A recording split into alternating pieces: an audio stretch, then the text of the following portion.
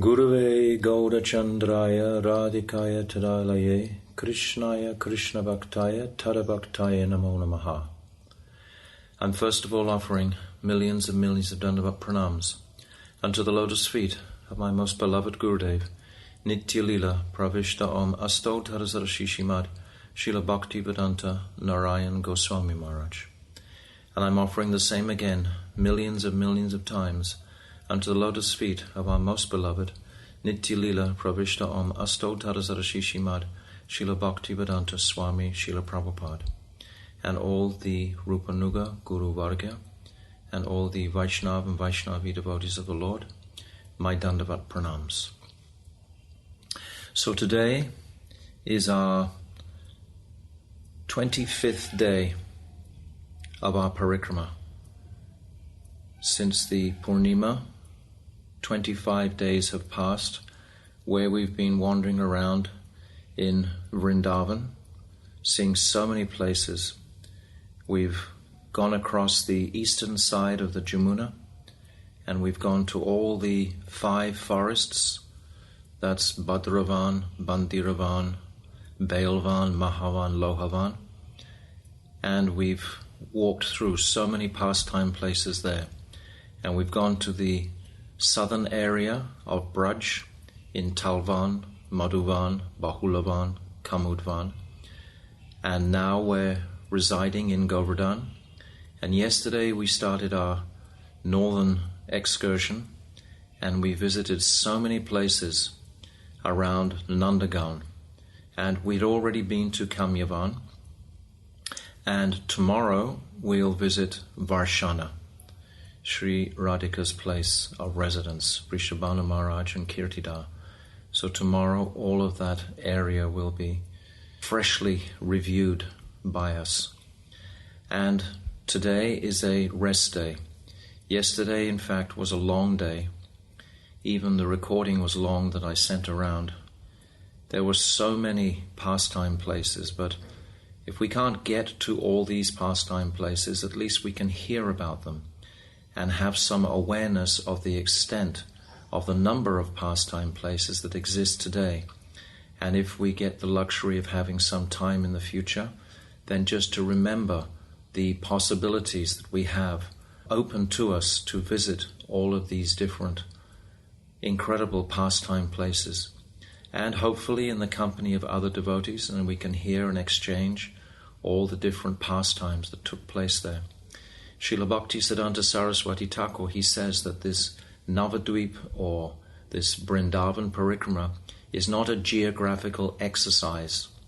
It's not just trying to figure out where everything is, but it's an entrance directly into the spiritual kingdom, providing it's under the guidance of a Rupanuga, Rasik, Tattvavit, Vaishnav. This is essential, and we are invoking the mercy of our beloved Gurudev and Srila Bhaktivedanta Swami Prabhupada and all our Rupanuga Guru Vargya to swim in the beautiful hearing, swim in the beautiful sounds of Vrindavan through kirtan, through hearing the sweet sacred pastimes of all these places, to increase our faith deeply.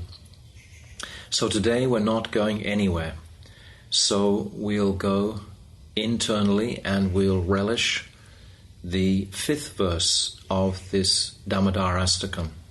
So far we've had the fortune to go through the first 4 previous verses.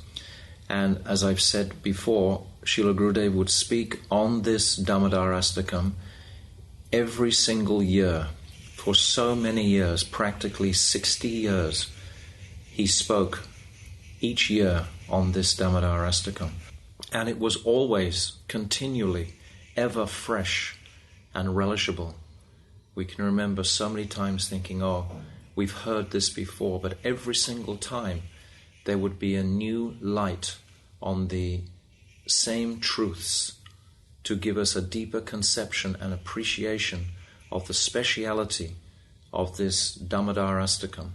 This Damodarastakam is coming from the heart of Satyabrat Muni in such a profound way, walking through different stages, as we've discussed. In the first verse, this Ishvaraha, who is Satchit Ananda, Rupam, and an appreciation of the Supreme Lord. And then almost immediately, he's going into the most beautiful, sweet pastime, describing the beauty of Krishna straight away, that his earrings are swinging on his beautiful effulgent cheeks. And then the second and third verse are taking us directly into this Dambanda Leela itself, describing Mother Yashoda and Krishna's tremendous heartfelt exchange, this Vatsalya Bhav, this prem between Mother Yashoda and Bal Krishna. And Satyabrat Muni is praying for darshan of this pastime. He's praying to that pastime. But then in the fourth verse, he says astonishingly that he doesn't want the general goal of moksha by this meditation. This is not his intention. He's not hearing these pastimes with the intention of getting something back, of being remunerated. It's not about a fruitive act of memory. He doesn't want moksha. And he doesn't even want Vaikuntha. He doesn't even want that realm, the spiritual realm of unlimited bliss and joy in serving Lord Narayan. He's not interested in that.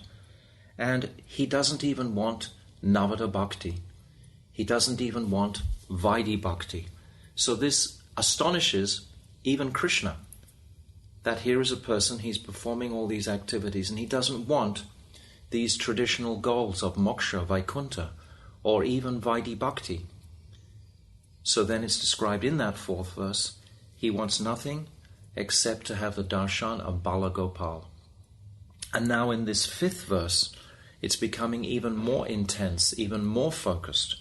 He's just wanting to have darshan of that beautiful face of Sri Krishna that is kissed repeatedly by a gopi, it's saying. Now this could be Mother Yashoda or it could be Radhika.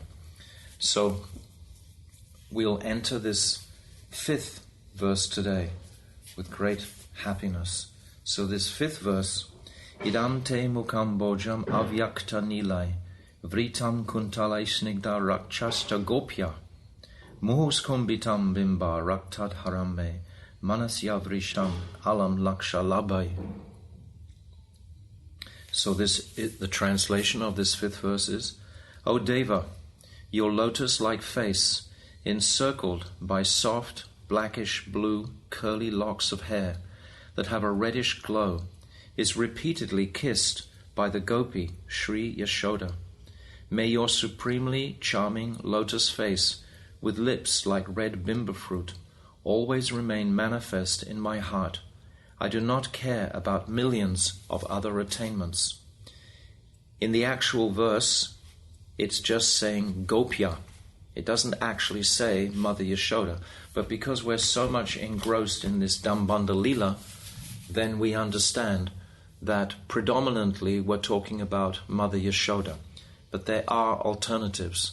Of course, Sri Radhika herself. So I'm going to read the commentary by Srila Bhakti Pragyan Keshav Maharaj first, a little bit of that, and then I'll go to the commentary of Srila Gurudev. So Srila Bhakti Pragyan Keshav Maharaj begins this commentary. He says, in the previous verse, Sri Satyabrat Muni prayed for Sri Krishna's whole form as Bala Gopal in Vrindavan to forever manifest in his heart.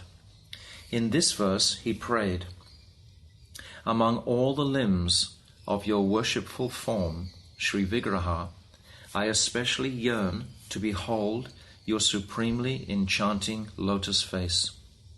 Sri Satyabrat Muni speaks this verse beginning with Idam Te in order to convey his desire to Sri Bhagavan. Once in his meditation, Sri Satyabrat Muni had a momentary glimpse or a spurti of the indescribable beauty of his worshipful Lord's lotus face. Now he expresses his experience in words by saying, Mukam Bojam. When we're hearing about, I'm speaking now. When we're hearing about having a spurti or a darshan of the beauty of Krishna's lotus face, we should appreciate that Krishna, he's called Lavanamrita. That means he's the origin of all beauty in existence. So whatever we consider in our lives we've appreciated it as being beautiful. The origin of all that beauty reposes in the form of the Lord. So when he's had spurti of that wonderful form, this is something absolutely astonishing. He's had this in his meditation, in his heart, the beauty of that form. Now I'll continue with the text. Now he expresses his experience in words by saying, Mukam Bojam, your face is just like a lotus flower.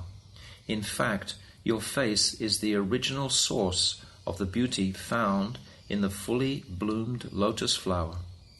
It soothes all suffering, and it is permeated by the sweet nectar of supreme bliss.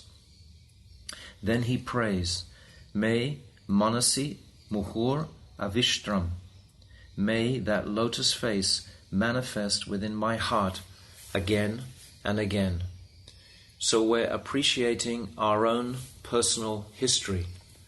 We have come from the womb of a conditioned soul, and we've suffered greatly from the very conception of this body, and we've suffered tremendously through so many different births. And now the joy that the soul can experience by hearing the sweetness of the reality of Krishna, of the reality of the spiritual world, and appreciating this material conditioned state of consciousness is nothing but a temporary, bewildered, illusory place. And at some point, if I'm able to practice sadhan bhajan, at some point this lower state of consciousness will be purified forever, and forever I can hold these sweet visions of the beauty of Krishna within my mind constantly. So this is our hope and prayer by hearing these pastimes described by Satyabrat Muni. So now I'm going to read from Srila Gurudev's Dig Darshani Vritti. Gurudev says, in the previous verse, it was as though Sri Bhagavan had become pleased by Sri Satyabrat Muni's devotional sentiments and said, O sage, I am satisfied with you. Ask a benediction from me. In response, Sri Satyabhat Muni prayed, O Prabhu, O Master of all those who grant benedictions, you are the most exalted. There is no limit to the blessings you can grant. But my dear Lord, none of these boons are of any use to me. So he's appreciated only this heartfelt vision, this heartfelt connection with that repository of all beauty is only going to satisfy and pacify his heart. Srila Gurudev continues. He says in the previous verse, Sri Satyabrat Muni prayed to see Krishna's Balagopal form within his heart. But now he is praying specifically to see his beautiful lotus face, which he yearns to kiss. He wonders, I want to achieve something so rare. Will this hope of mine ever be fulfilled? The present verse marks an escalation of the intense longing developing within Satyabrat Muni's heart. This is the whole dynamic of this Astakam, is that it is increasing with intensity from one verse to the next verse, as should our sadhan bhajan, as should our progress in spiritual life. It should be increasing in intensity. If things become a little dull and a little slow, like we hit some type of a plateau, we should become very concerned and reach out to any God brother or sister to become inspired further on this path towards that eager dynamic, that eager state of consciousness. Without this eagerness, how can anything be hoped to be successful on this journey? This enthusiasm, this eagerness, it's the very life breath of the sadhak. Always when we are performing kirtan, we have shravanam, as we've described previously, hearing all these beautiful pastimes, like we've been hearing all the different pastimes wandering through Braj. But then when we begin to relate these pastimes to others, when we begin to speak these pastimes, or even write these pastimes, in some way transmit these pastimes, then it seems there's a mystical dynamic that it comes back far more, in much higher quantity, and then our hearts become filled when we're able to speak about these topics. When we look at the condition of the planet, it's lamentable. We know all the social ills and difficulties, etc., of Kali Yuga. So how could anybody question whether there is a need or not, an urgent need or not, for these topics to enter the ether and the atmosphere at this time? There's so much need in all kinds of different forms and ways. Whoever we are, whatever our nature and our characteristics are, we can find some way to repeat these realizations, these what we've heard. And this is kirtan, because then the magical thing that will happen is that smaranam will become very easily accessible. We'll be able to remember more prominently the speciality of Radha and Krishna's pastimes. More prominently than that, we'll be able to remember our service to Sri Radha, and we'll be able to remember Sri Guru when we're talking about these topics. So devotees have so much facility in this age, at this time. We have the internet, we have Facebook, we have so many different social media links that we can share various aspects of our understandings. But this will lead us into smaranam. Everything can be used in Krishna's service. These social medias, they can be used in Krishna's service totally. Whatever we have at our disposal in this debilitating, diseased age of Kali, we'll use in glorification of Krishna, and thus inspire our hearts to a greater, blissful appreciation of the Supreme Lord. So now Gurudev, he continues. At first, by the power of sadhu sangha, an inclination to serve Sri Krishna enters the heart. When one's anarthas are gradually driven away by performing bhajan in sadhu sangha, the inclination to serve Sri Krishna will continue to increase, and one's consciousness will blossom more and more through the progressive stages of love of God, beginning from Nishta, then through Ruchi, Asakti, and Bhav, and finally Prem. However, a profound concept must be considered regarding each soul's ultimate development of love for Krishna. Each soul is so unique. Each individual soul is so special. No two souls in existence are the same. That's what I've just said, not Gurudev. Now back to Srila Gurudev. If the intrinsic and eternal inclination of a particular soul is to dedicate himself to Sri Bhagavan in the mood of a servant, Dasyaras, then his deepest inner hankerings will only be fulfilled by that mode of service. In other words, the sthai bhav is fixed. This is what I've just said. His service tendency will never proceed beyond dasya ras, Srila Gurudev is saying. Sri Satyabrat Muni's prayers reveal that his mood is destined to develop beyond dasya ras, and that is why this verse expresses increasing longing within his heart. We can understand his situation by considering the history of Gop Kumar. Even when Gop Kumar had attained residence in Vaikuntha, his inner hankering was not satisfied. It was not even satisfied when he reached Ayodhya or Dwarka within Vaikuntha. Finally, he reached Goloka Vrindavan, and when he experienced loving exchanges with Krishna in the mood of friendship, Sakhya Bhav, all his desires were at last fulfilled. His mood never went any further. Similarly, Sri Satyabrat Muni's longing is advancing through progressive levels of bhakti. So this is the ingredient of longing, lalasamayi, utsaha, enthusiasm.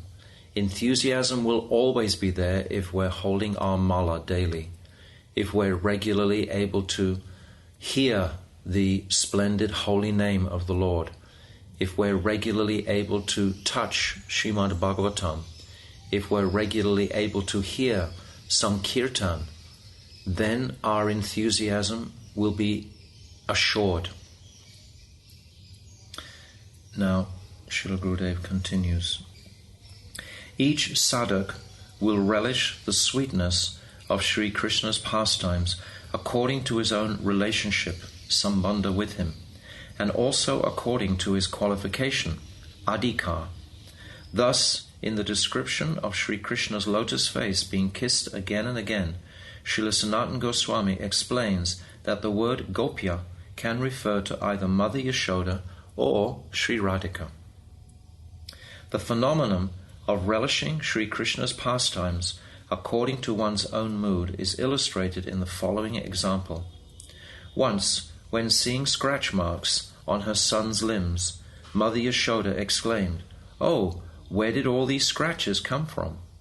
Kundalata, who was standing nearby, heard this and commented, "Your son performs rasa at night. These marks are made from that."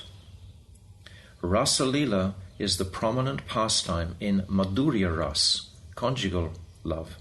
So how could Mother Yashoda be privy to this amorous pastime? The answer is that Mother Yashoda was simply inquiring like an ordinary mother who was worried about the scratches on her son. Still, she is not necessarily unaware that her son is in fact performing Rasa Lila. Vatsalya Ras assists and nourishes Madhurya Ras. Nevertheless, as soon as Mother Yashoda heard Kundalata's reply, she at once said, "My darling boy is still breastfeeding. He does not even have his milk teeth. He can barely speak. He just talks in broken, childish language. But you are saying he engages in amorous affairs at night? My dear young lady, you do not know. I will tell you how he got these marks. When he takes the cows into the forest to graze, he loses himself in play with the other boys. Sometimes, while chasing stray calves, he runs through thorny bushes. He's so absorbed in playing at such times that he is not even aware that he's being scratched. That is where these marks come from." So Srila Gurudev is explaining very beautifully Mother Yashoda's sentiments. Now Gurudev continues. The devotee will hanker for a particular rasa according to his own eternal mood. His own eternal mood. This means the sthai bhav is fixed. It cannot be in flux.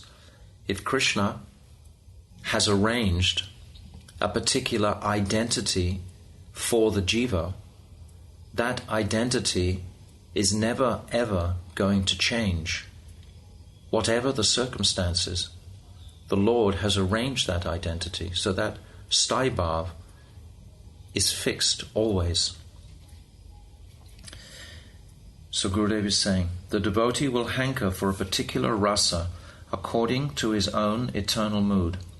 Srila Sanatana Goswami presents Sri Satyabrat Muni as a perfect example of this. According to his own mood, Sri Satyabrat Muni is trying to awaken within his own heart the bhav of one of Sri Krishna's eternal Ragatmika Jan by performing sadhana bhajan under their guidance. So this is the essence of all advice that Rupa Goswami gives us. This Tishtam Braje Anuragi Janugami in the 8th verse of Upadeshamrita. Very clearly, Rupa Goswami is saying like this. Gurudev is saying, following in the footsteps of Satyabrat Muni, a sadhak should think, if earrings, which are only gold, can kiss the cheeks of Sri Krishna, then why can't I? Certainly, I will also do this. With this yearning, he should endeavor to attain his goal with the conviction that he does not need any other benediction. Such endeavor is called abhideya. When he at last attains his own eternal constitutional mood of service in one of the 5 rasas, then he will attain the ultimate goal, the stage of prayojan. Gurudev continues, whose prem is stronger? Mother Yashoda's prem for her darling son is certainly stronger than his prem for her. Her prem can control Krishna and bind him. If any devotee hears the pastimes of Mother Yashoda binding Krishna with her prem and of her kissing his lotus face again and again, a longing will enter his heart. If I follow in the footsteps of Mother Yashoda, perhaps I will also be able to kiss the lotus face of her darling boy. But who kisses Sri Krishna's face the most? More than anyone else, Srimati Radhika drinks the nectar of Sri Krishna's lotus face by kissing it again and again. At the beginning of this Astakam, Sri Satyabrat Muni was praying in the mood of Dasyaras. Now in this verse, his prayers are imbued with a desire to enter the mood of Vatsalya Ras. May that supremely charming lotus face, which is kissed again and again by Mother Yashoda, manifest within my heart forever. In the same way, every sadhak will initially consider himself to be the servant of Sri Krishna in a general sense. However, by performing intimate service and by acquiring Sri Bhagavan's mercy, Chesta and Kripa, he will gradually progress, and deep longing to perform service under the guidance of one of Sri Krishna's eternal associates, Anugatya, Mayi Seva, will begin to manifest within his heart. Throughout this Damodarastakam commentary of Srila Gurudev, he's chalking very clearly the pathway for us to enter deeply into this realm of Rag Marg, because we're specifically focusing on Leela. And as I've said so many times, Srila Gurudev has always emphasized that Leela has prominence over Tattva. So here the background of all this commentary is only Leela. Similarly, the background of our walking through Braj for a whole entire month, this is also principally Leela. This is why it's such a powerful experience for the conditioned soul to go through. So we are most fortunate to have this laid out very simply, very clearly. We don't have to do anything. We simply have to hear Shravanam, then we simply have to repeat with enthusiasm what we've heard, and then remembrance, Smaranam, will come. Gurudev is continuing. Just like the omniscient Supersoul present in the core of everyone's heart, the Guru has the special characteristic of perfectly knowing our heart. He knows the eternal constitutional mood of our self, our eternal relationship with Bhagavan, and accordingly he connects us with him We see this directly when Srila Gurudev would step off the podium each time after he had spoken, and all the hundreds of devotees would come close to him, hungry for a single glance from Gurudev, because Gurudev, when he glanced at us, he could see fully our spiritual identity, and somehow mystically within us our spiritual identity would respond to that glance, creating a very powerful sanskar in our hearts. We hear so many times in the recollections and memories of Srila Bhaktivedanta Swami Prabhupada how when Prabhupada looked at the devotees, they felt completely naked, in the sense that they had no armor to defend themselves against Srila Prabhupada's beautiful, piercing look, and how he saw them. He saw them in their entirety. He saw them, their good and their bad, and there was no judgment in his eyes. He just saw them lovingly as fallen jivas. So Srila Gurudev was exactly the same. He would reflect the potency of the soul's reality into our hearts for even a fraction of a moment. This labha matra, this is sadhu sangha. This is sadhu sangha itself. So perhaps most of us, I think, listening to these audios, we've had experiences of this, and in our practices we can remember time and time again these magical moments that we received, that touch of the glance by the Mahabhagavats. Gurudev is saying, then by supplying the water of hearing, chanting and remembering, he nourishes that relationship and cuts down anything that obstructs that nourishment with the sharp axe of his words. He does this so expertly that the sadhak barely notices, but all the while the needful is accomplished. How real is this?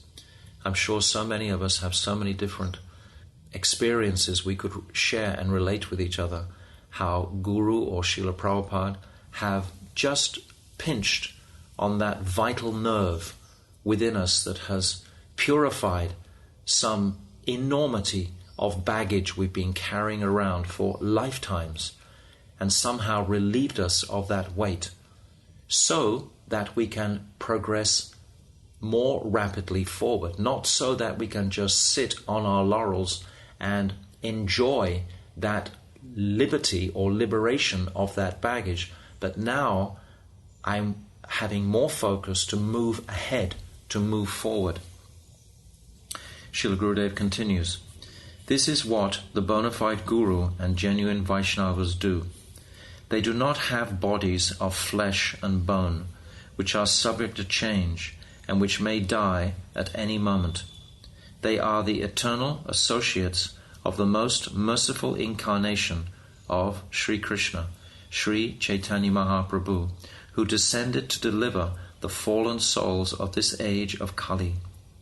Guru and Vaishnavas are among the intimate companions of the divine couple, Sri Radha and Krishna.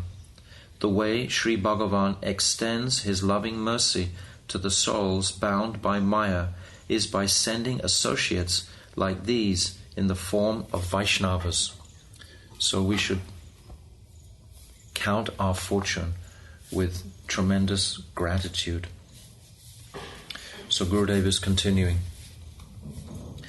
Sri Krishna's lips have been compared to red bimba fruits, bimba rakta adaram. Although ripened bimba fruit is extremely soft and beautiful, in reality it is far excelled by the softness and beauty of Krishna's lips. Still, even though Sri Krishna's lips are so beautiful, he constantly hankers to drink the nectar of the lips of his beloved gopis. Then what must their lips be like? The most clear example of how Sri Krishna hankers to drink the nectar of the gopis' lips is found in Brahmara Gita, in the conversation between Sri Radhika and a bumblebee. So yesterday we were hearing a little portion of this Brahmara Gita pastime. We didn't have so much time, but here Srila Gurudev is explaining this verse. Sakarid adara shudam swam mohinim prayayatva. And this translates out. This is from the 13th verse of that Brahmara Gita. Just as you abandon a flower after drinking its honey, Sri Krishna completely bewildered us by making us drink the nectar of his lips only once and then suddenly abandon us. Why does Goddess Padma, Lakshmi Devi, who herself is just like a lotus flower, serve his lotus feet? It seems that her mind has certainly been stolen by his cunning words. However, we are not so naive like Lakshmi Devi. It's very beautiful. We described this conversation yesterday to a degree, how the gopis are so hurt in their separation that Krishna has not returned yet himself after so many years and has sent a messenger.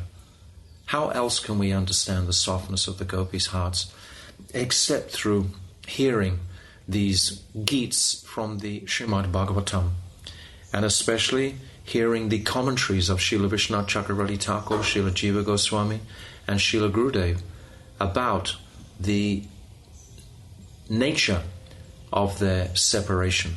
How could we go forward without understanding these topics? Gurudev continues, Srimati Radhika spoke these words to the bumblebee in intense separation from Krishna.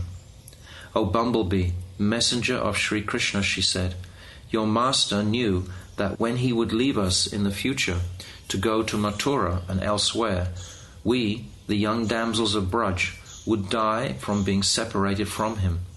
He likes to see us writhing in pain of separation, so much that he forcefully made us drink the nectar of his lips just once, for only a few moments.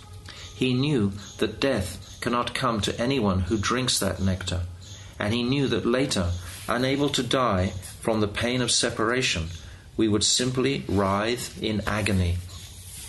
Gurudev also explains that, of course, Krishna has kissed the bimba-like lips of the gopis so many times, but in their bewildered state of mind, they consider that he's only done it once, because it was never ever enough.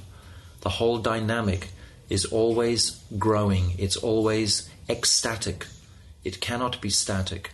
Everything that we've been discussing this morning is all about this progressive ecstatic mood, which is the very current of Rag Marg, the ecstatic mood of Satyabrat Muni as he's chanting these beautiful verses to Krishna, and that ecstatic state of our bhajan as it progresses from Nishta to Ruchi to Asakti to Bhav, etc. Everything has to be flowing in that current of progressive, enthusiastic movement. Gurudev continues, Sri Krishna's eyes, his eyebrows, his smile, and his lips are the sharp arrows of Cupid. Srila Gurudev describes this when he's giving the Kam Gayatri mantra, how this Kam Gayatri mantra is the embodiment of these aspects of Krishna, his eyes, his eyebrows, his smile, and his lips. They are the sharp arrows, and his flute also are the sharp arrows of Cupid, this Kam Bij mantra that we chant. Once someone has seen them, he will remain wounded forever. Devotees who cultivate Raganuga Bhakti, Bhakti following in the wake of Ragatmika Bhakti, and who are Rupanuga, followers of Sri Rupa Goswami, remember all these moods of Srimati Radhika in separation as they perform sadhana, and thus lose all awareness of their bodies, their homes, and so on. Now Gurudev quotes a very beautiful verse again from this Brahmara Gita. Sri Vrishabhanu Nandini continued to angrily lament to the bumblebee, as she burned in the blazing fire of separation. We described yesterday this blazing fire is Mohanakya Mahabhav. When it's at its height, then all 8 Ashtasattvika bhavs are in a state of blazing. So Gurudev comments here that this blazing fire of separation, this is in Adiruddha Mohanakya Mahabhav. Gurudev quotes this verse, Yad anucharita lila karana pilusya viprut. O Messenger, descriptions of your master's pastimes are exactly like nectar. If someone accepts even a drop of that nectar through his ears, even once, then his sense of obligation to worldly dualities is utterly ruined. Because of that nectar, many people have quit their homes and families, leaving them utterly miserable, only to become miserable themselves. They live as mendicant beggars, wandering through these forests of Braj, like birds without shelter. Gurudev comments, it is as if Sri Radhika heard the bumblebee ask for an example of this. She said, we are the unavoidable proof that this is true. There is no need to look for evidence anywhere else.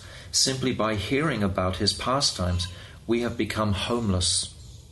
Now, Srila Rupa Goswami, as we scroll through these 10 verses in Brahmara Gita, describing Radharani's different stages of Divyanmad, or this madness and separation, he comments on each one and enumerates it with a distinct definition of a name. He identifies it. So this is called Abhijalpa. This is the stage of Abhijalpa we've just mentioned. And Srila Rupa Goswami describes this as being when a lover indirectly states with remorse that her beloved is fit to be given up because he is so cruel that he tortures even the innocent birds. Such speech is called Abhijalpa. So that's the 18th verse of this Brahmara Gita. And each of these verses are identifying the particular jalpa. Rupa Goswami has given us this. When we hear these different terminologies and after some time we become familiar with this language, then because it's so clear, it's so crystal clear, we can access a semblance of these moods. We can hear about these moods with empathy and sympathy, and it can increase the reality of Radha's separation for us to serve this separation. What becomes of such a miserable, homeless person? In Srimad Bhagavatam 11:2-40, it is described. So now we come out of this Brahmara Gita, and Gurudev is quoting from the 11th canto, 2nd chapter. Evam vrata svapriya nam kritya. And the translation is, saintly people who have firmly devoted themselves to serving Sri Bhagavan with deep love constantly engage in kirtan of the names of Sri Krishna that they most love. When deep attachment, anurag, arises in them, their hearts thoroughly melt and they become mad in love of God. They laugh and cry aloud. Agitated by love, they sing about their Lord in sweet voices, and just like madmen, without a trace of shyness, they dance and sing, unaffected by the opinions of ordinary people. So devotees are so much in a category exclusively of their own. Devotees are utterly unique in this world. Gurudev continues, even Sri Krishna's flute, a dry piece of bamboo, drives the 3 worlds mad when it is touched by the powerful nectar of Sri Krishna's lips. However, the gopis regard the flute with spite as if it were their co-wife. Now this is quoting from the Venu Gita, the first of the Gits in the Bhagavatam. These 5 Gits, the Venu Git, the Pranaya Git, the Gopi Git, the Yugal Git, and the Brahmara Git. So within these 5 life airs of the Bhagavatam, all these secrets, all the jewels of the heart of Sri Radha are being expressed in a coded form by Shukadeva Goswami. And our beloved Acharyas, Srila Vishwanath Chakravarti Thakur, Srila Jiva Goswami, and Srila Gurudev are opening these treasure chests for our relish. If we can see this is the only valuable purpose of my life, then my life is going to become so successful. All other occupations are ultimately dry and ultimately without any eternal benefit. Chaitanya Mahaprabhu describes like an insect wandering around with no purpose. So we don't want to be like insects.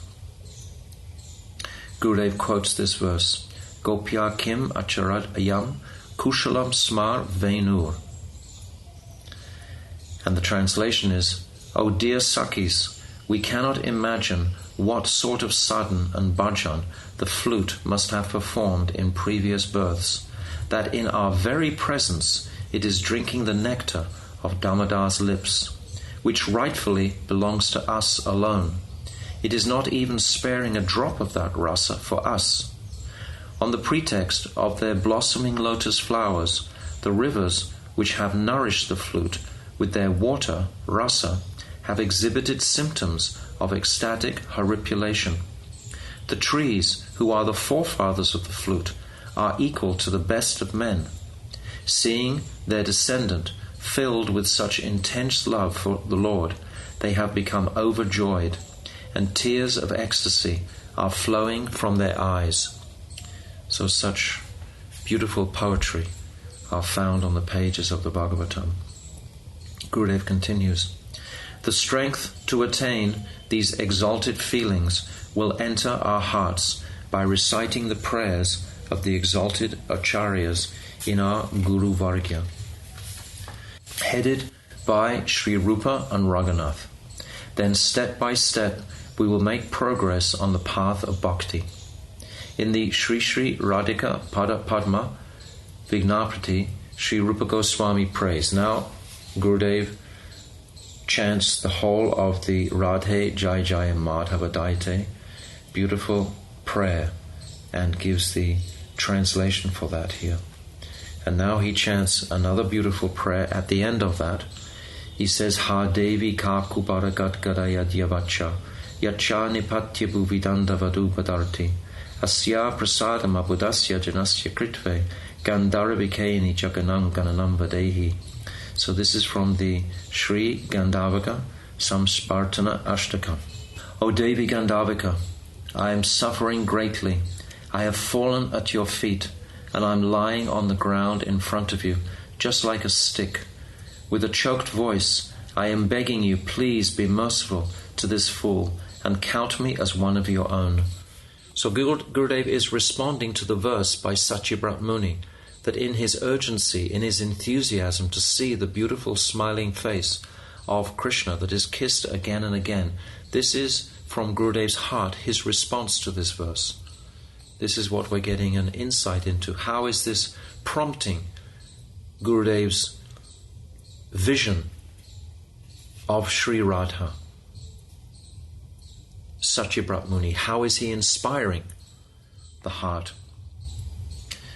Gurudev continues, as we sing these verses, we should meditate on our Guru Varga and consider, it is you who are actually submitting these prayers. It is you who are singing them. Without your mercy, I will never be qualified to make such prayers. It is only by their mercy that we can follow in their footsteps and pray like this, and thus gradually attain loving service to the divine couple in Braj. And now Gurudev mentions there are 2 modes of meditation, mantra-mayi upasana and svarasika upasana. Upasana means worship, and Gurudev will describe these 2 forms of meditation. When one deliberately concentrates on remembering only one particular pastime while performing bhajan, it is called mantra mayi upasana. But when Sri Bhagavan's pastimes manifest in one's heart spontaneously, one after another, it is called swarasiki upasana. When performing bhajan in Braj, only swarasiki upasana is present. In Braj, wherever the sadhak goes, he has spurtis, momentary visions of Sri Krishna's eternally new pastimes. So the more pastimes we're hearing about, the more we're familiar with the atmosphere of this Braj Dham as we're performing our parikrama. Gurudev continues, beholding new spurtis everywhere he looks, he exclaims, "O Sri Krishna, perform this pastime here." He then beholds another spurti, and he performed this pastime over here. In an unbroken chain, Sri Krishna's pastimes are stirred in his heart. Swarasiki upasana is called Raganuga, or Lobhamoyi Bhakti, bhakti imbued with intense hankering. All our Guru Vargya are immersed solely in this mode of meditation. Very wonderful, I think, what we're hearing and reading today. Very clear, very direct, very distinct. It's all linking. Everything that we're doing in this month of Kartik is all bearing fruit in the sense that Srila Gurudev is opening out clearly, defining the path that we are on. Gurudev continues, Sri Satyabrat Muni has prayed, Alam Laksha Labai. Millions of other attainments are of no use to me. While he prays until this point, while his prayers until this point have reflected the mood of someone absorbed in Vatsalya Ras, we should not mistake these words to mean that he rejects the attainment of something higher than Vatsalya Prem. Fortunately, however, if one obtains the association of one of Srimati Radhika's companions, her mood will enter his heart and cause him to implore Sri Krishna, "O Sri Krishna, if you are pleased with me and want to give me something," then he will submit this prayer, Shama Sundara Shikanda Shekha Smera Hasa Murali Manoha Radhika Rasika Mam Kripa Nidhi Swa Priya Charana Kinkarim Kuru. This is a prayer by Vitala Acharya. O Sham Sundara, O beautiful dark boy with a peacock feather crown, your playful smile and your flute completely bewilder our minds. You are expert at tasting the nectar of Srimati Radhika's love, and you are an ocean of mercy. Please make me a maidservant of your beloved's lotus feet. Gurudev concludes his commentary now. When Sri Krishna is truly satisfied, he considers it his own success to bestow this benediction upon the sadhaks and sadhikas.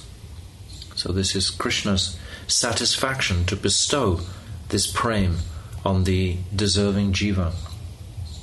This is how the process of Rupanuga Bhajan gradually unfolds. We pray that the fruit of our bhajan will be that he gives us this topmost benediction. So that's the conclusion of the 5th verse of this remarkable Damodarastakam. I think by touching just a few of these verses, we can appreciate the ever-fresh nature of this Damodarastakam. We can understand how it could be spoken repeatedly, year after year after year after year, inspiring more and more and more deeply into our hearts and consciousnesses.